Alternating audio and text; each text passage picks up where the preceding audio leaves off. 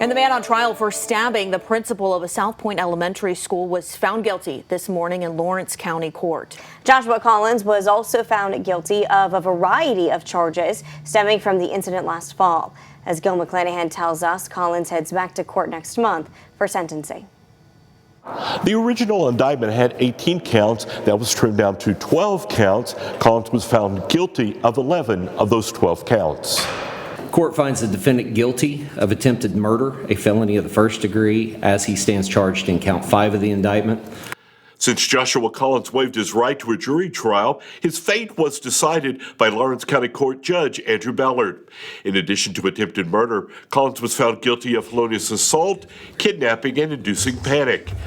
Last October, Collins went to South Point Elementary to pick up his son and became upset and attacked Principal Bill Christian when he was told another relative had picked up the student. I think the evidence was substantial that the defendant was guilty of each charge. Christian suffered life-threatening injuries, being stabbed in the upper torso and neck. He has since recovered.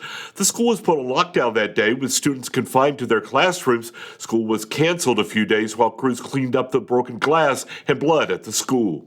The details were tough to hear, and there was a lot of emotion in this case because it was an emotional day for South Point, for the South Point students, for the South Point parents. The concern is that we no longer apply the law to the case, but we start allowing emotion to guide us as to what should happen to Mr. Collins. Collins was found not guilty of the breaking and entering charge. I think this gives the victims at the school some justice, and the kids at the school see that we take these very seriously. Sentencing is set for May the 8th. Collins' defense attorney tells me they plan to appeal. In Ironton, Ohio, Gil McClanahan, Eyewitness News.